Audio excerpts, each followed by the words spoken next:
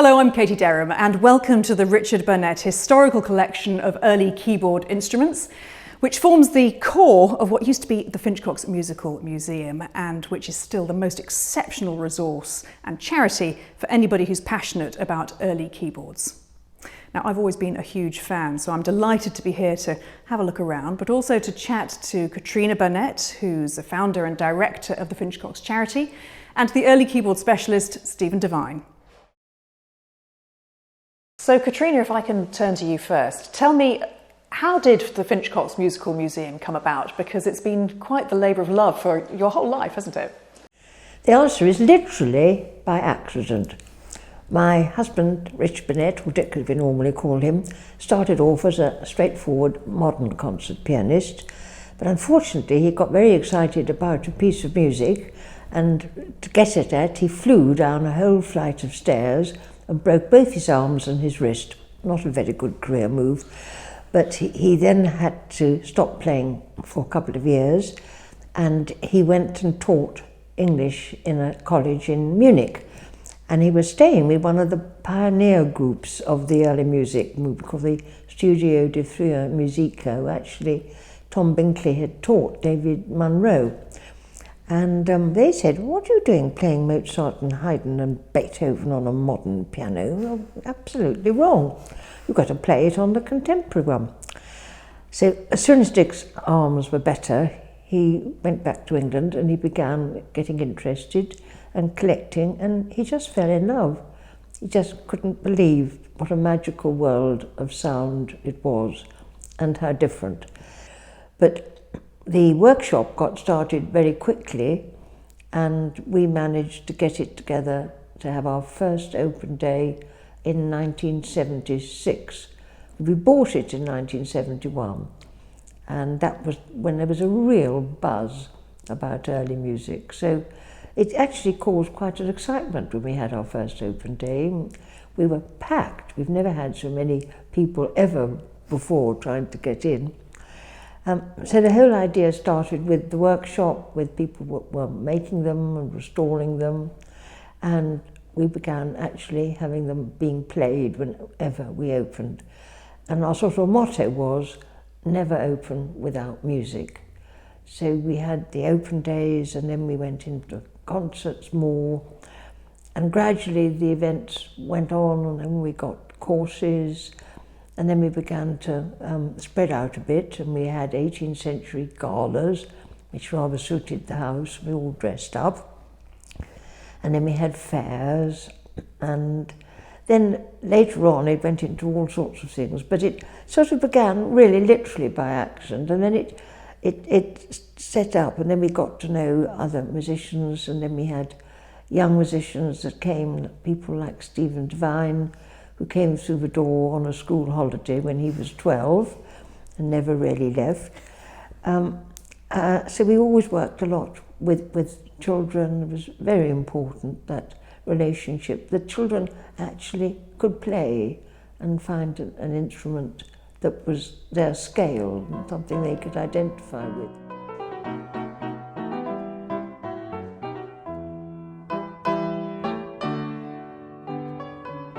So we're here in the heart of the collection. We've got 3 keyboards here. Stephen, come on, tell us what's special. Why were these the chosen ones? The chosen ones, yes.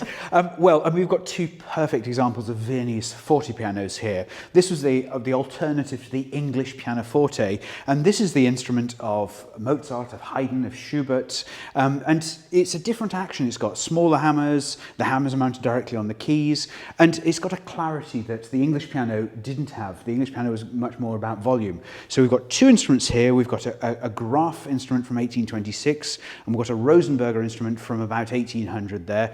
And then behind me, we've got an example of these English pianos. This is an 1866 by Erard. So quite a bit later, yeah. Quite a bit later, yeah. Quite a bit bigger.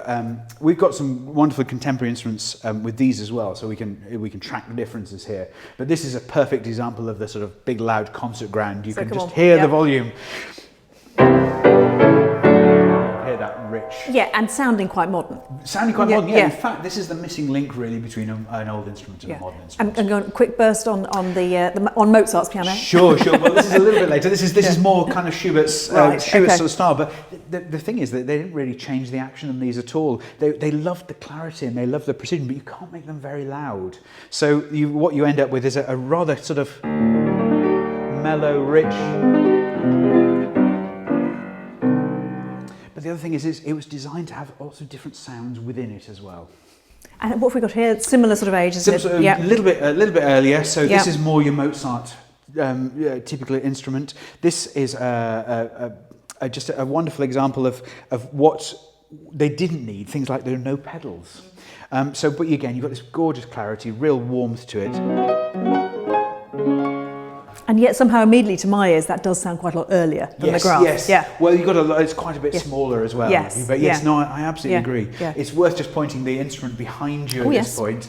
This is a little travelling piano by Walter, who was a friend of Mozart's, and it's the most charming thing. So literally that would be taken on the road. Exactly.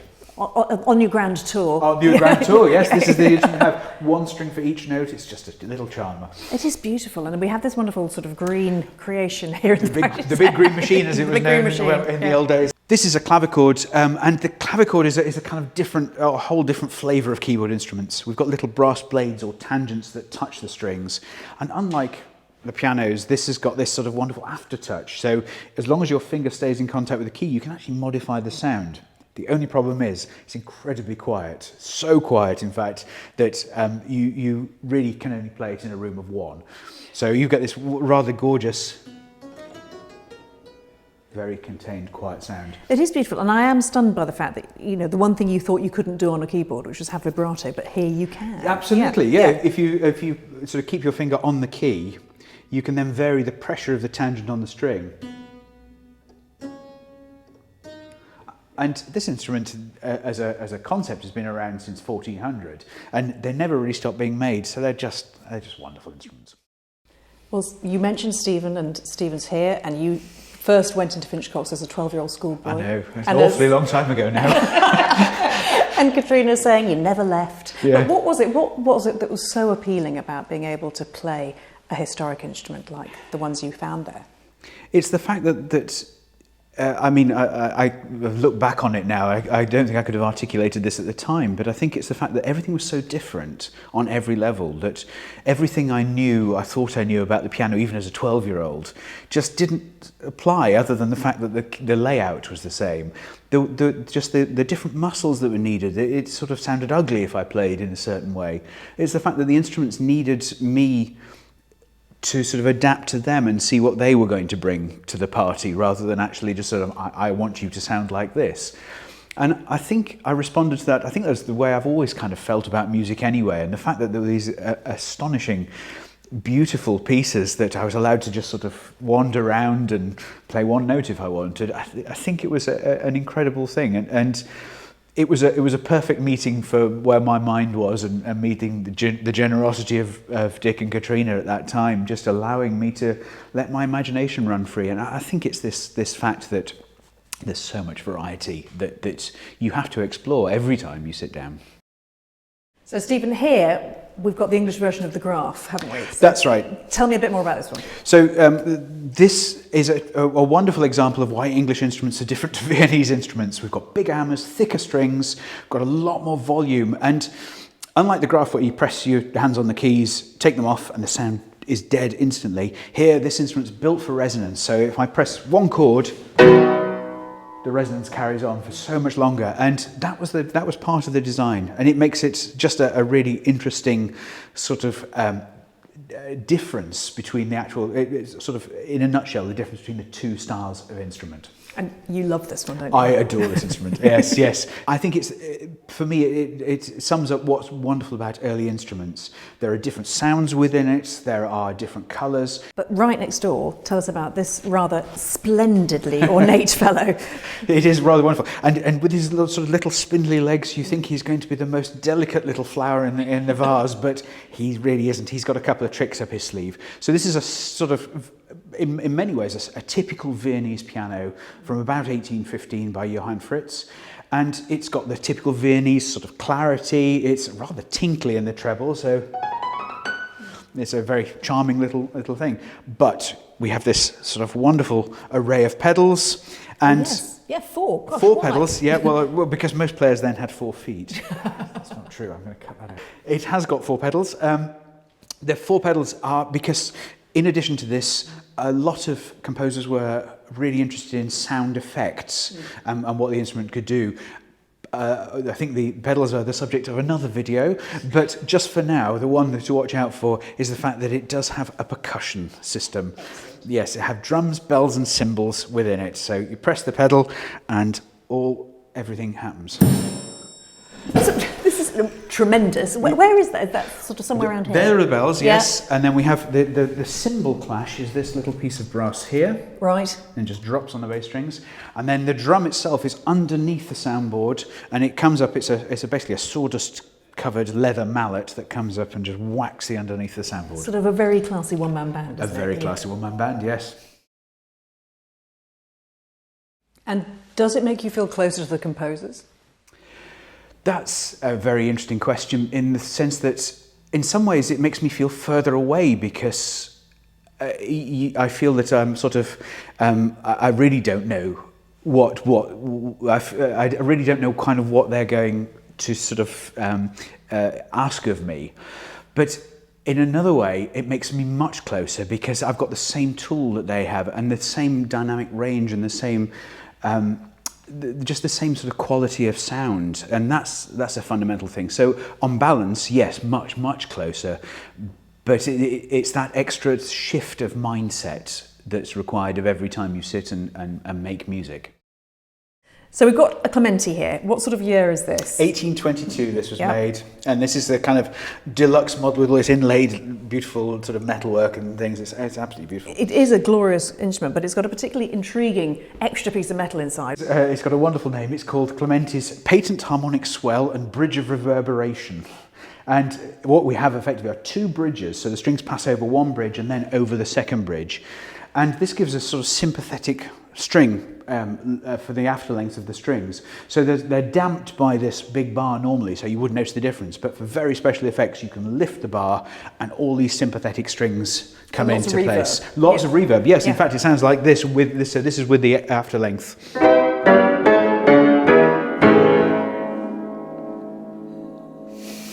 Still going. Still going. It's incredible, and it just shows that today, when we sort of learn our pianos, we're taught about absolute clarity. We're taught to sort of really work against the resonance of the instrument. But this just shows to me that actually the resonance of the instrument was fundamental to the actual sort of performance at the time as well. That actually they encouraged it to such a great extent. Quite a handful, I'd imagine, to control as the pianist, though. I think it is, yes. I'd love to find a piece that really benefits from excessive use of the bridge of reverberation. I'm sensing the quest may be quite a long one. Yes. Do you feel then, well, you must feel that chance visit to Finchcocks when you were a schoolboy, that's shaped you as a musician, hasn't it? Fundamentally, yes, on every level actually. It's changed the way I think about music, it's modified it and moulded it. And just the attitude of I can guide you in my teaching now as well, as well as my own playing, that I can guide students, I can sort of offer them advice. But I can't tell them how to do it. They've got to find that out for themselves. And I think that's true of all music and musicians, that we have to discover an inner truth for realism and authenticity. I can see your eyes lighting up. Yeah, well, I think it's because my first love is harpsichords. I just find them, I think I just respond so well to harpsichords. And this is just a wonderful example of the English harpsichord art. So this is 1756 by Jacob Kirkman, and it's kind of the deluxe model that you went to when you had a lot of money and enjoyed yourself and wanted a harpsichord for your beautiful house. So I mean, every detail is just exquisite, isn't it? Beautiful inlaid marquetry all around everywhere, and even this sort of beautiful burr walnut veneer. It's absolutely stunning, and that classic sort of English harpsichord sound, a wonderful, rich, resonant, full sound. This strikes me as a very good example of its time. It's wonderful. At this point, the harpsichord was probably aware of its own, or the harpsichord makers were probably aware of the demise in interest just starting to go for people looking. The piano wasn't really, so it hadn't taken hold hugely. In fact, it was right at the start of its ascendancy. But this is about as elaborate as you can get an instrument like this without starting to add lots of extraneous gadgets, which we find on later harpsichords with sort of Venetian swells and strange machinery that changes stops for you and things like that. So this is the sort of top of the range in terms of not just decoration, but actually what it has on it and the sounds it can make. And the sort of people who were writing for it would have been who? Well, people who came over to this country, I mean, Handel is the obvious one. He would have known this style of instrument. And then we also find people like Thomas Arne, Maurice Green. They're quite different from instruments that were available on the continent at the time, but they were still incredibly sought after for their own right. They have a sort of distinctive sound and a distinctive flavour to their sound, but they were sought after. And Katrina, you mentioned, of course, that Finchcocks itself is no longer in your care. 6 years ago, the collection was sold, but not all of it, because we're sitting amongst the core, aren't we, of your collection? Yes, it was an awful job to decide which ones to have with us, but we chose 14, trying to represent each period. So the earliest is a little 1700 spinet, and our latest is an 1866 Erard Grand. And then we've got some Viennese ones and early English ones, Italian ones. So it's as good as we could get. But of course, we think, oh goodness, we could have kept that one. But you have to decide, and that's it. So, and it's about the right number for this place. We had to build this room where we are in at the moment. We didn't have quite enough space for all of them, but we have bought, I hope, the essential ones and the ones that were playable. Another room, two more beautiful instruments. What have we got here? This is an 1842 Pleyel piano, and this is the perfect instrument for Chopin. Chopin, we know, had a Pleyel of about 1839, and this is the same model. It's got the same sort of qualities. Not easy to play, quite hard action, but just the most beautiful sound, and as I say, Chopin's instrument of choice. There's some interesting stuff through there, though, I can spy, so lead on.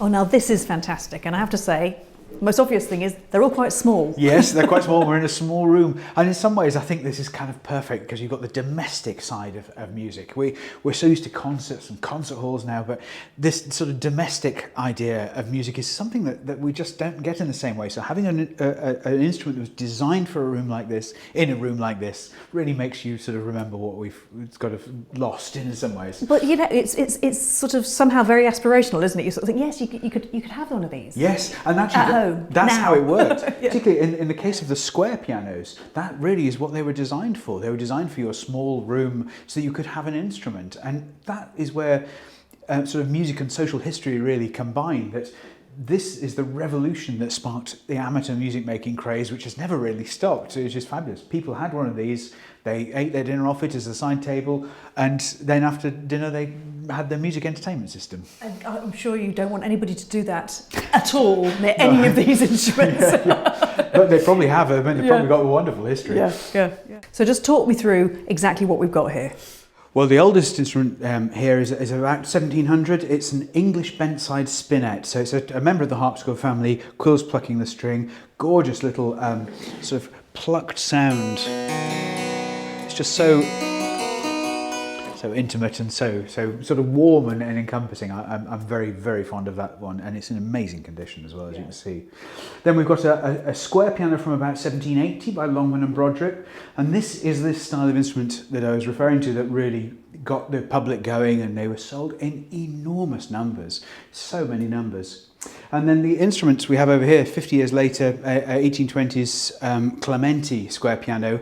So obviously a lot bigger, it's grander, many more notes, Yeah. thicker strings. And by this point, of course, the grand piano was very well established, but people still didn't have the room. So what you've effectively got is a grand piano length of string here, but in a square box that fits nicely in the corner of your room. I was going to say it's a synthesizer of the Yes, absolutely. early 19th century. Absolutely. So a big part of the work that you and Dick have undertaken over the years has been the charitable side of the Finchcocks Collection. Tell us how the charity is going to be evolving now. Well, it started off in 1984 when it was perfectly obvious that most of the things we were doing were completely non-profit making. And so when we were at Finchcocks, it supported the maintenance of the instruments and the restoring of the instruments, and also all the actual musical and educational work and all those projects. And that thing, of course, has come to the fore really more now we're away from Finchcocks itself, with all the demands of a heritage property, and heritage properties are jolly demanding. So this is a Victorian house, and I think also it points to the fact that as I'm director and trustee of the charity, but you don't actually have to be a billionaire to have a charity and a collection if you keep the scale quite small. But now, of course, it supports any event that we have that's in that camp, like the courses, the concerts, the competition that we had, and again the maintenance, again very, very important, because they don't half go out of tune. And also they develop most peculiar things, so you really got to watch them. They're like a very difficult band of children. But then the other really important thing that our charity is doing now is training more technicians, because they are an endangered breed. There are hardly any. The ones that are really good and skilled, they are in work all the time up to their eyes, and a lot of them are beyond retiring age, and sadly a lot of them have now died. So it's urgent, if we keep these lovely instruments alive and singing, we've got to get new young people. I do hope you enjoyed that. If you did, take a look at some of the other videos that we've got in this series about the instruments in the collection here. If you'd like to find out more about the charity and the workshops and the events that take place here, then please do so. If you'd like to support, we'd like you to do that as well.